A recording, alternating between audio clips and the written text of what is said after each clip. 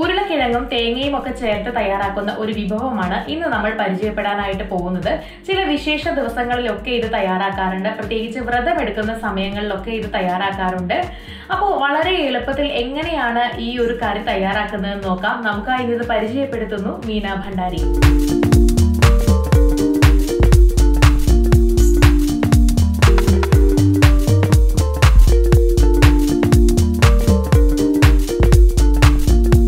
ഇത് തയ്യാറാക്കാനായിട്ട് നമുക്ക് 3-4 മീഡിയം വലിപ്പത്തിലുള്ള ഉരുളക്കിഴങ്ങ് വേണം.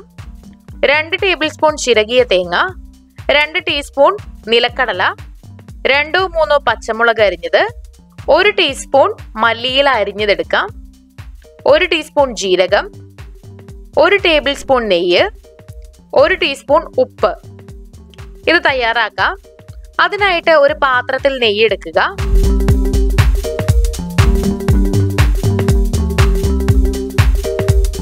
നെയ്യ് ചൂടായി വന്നാൽ അതിലേക്ക് ജീരകം ചേർക്കാം.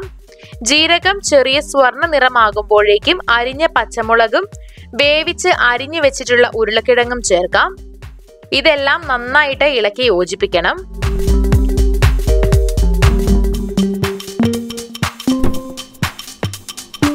ഇനി ഇതില് ആവശ്യത്തിന് ഉപ്പ് ചേർത്ത് വീണ്ടും ഇളക്കുക.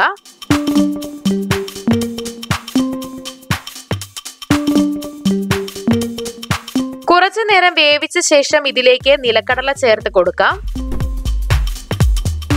എന്നിട്ട് നന്നായി ഇളക്കുക.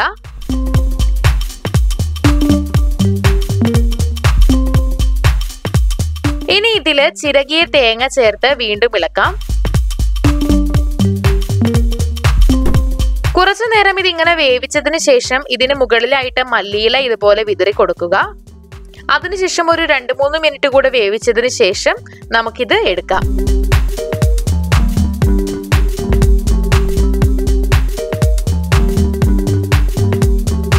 നമ്മുടെ ഉരുളക്കിഴങ്ങ് കറി ഇവിടെ തയ്യാറാണ്. സ്വാദിഷ്ടമായ ഈ വിഭവം ചപ്പാത്തി, പൂരി എന്നിവയോടൊപ്പമൊക്കെ വിളമ്പാവുന്നതാണ്.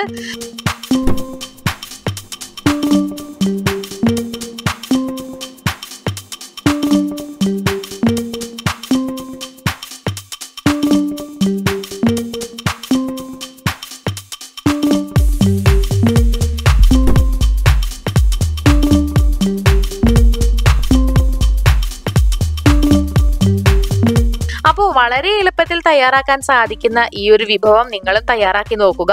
വീഡിയോ എല്ലാവർക്കും ഇഷ്ടമായെന്ന് കരുതുന്നു. ഇഷ്ടമായെങ്കിൽ തീർച്ചയായിട്ടും ലൈക്ക് ചെയ്യുക, ഷെയർ ചെയ്യുക, കമന്റ് ചെയ്യുക. ഇതുപോലുള്ള കൂടുതൽ വീഡിയോകൾക്കായി സമയം മലയാളം സബ്സ്ക്രൈബ് ചെയ്യുക.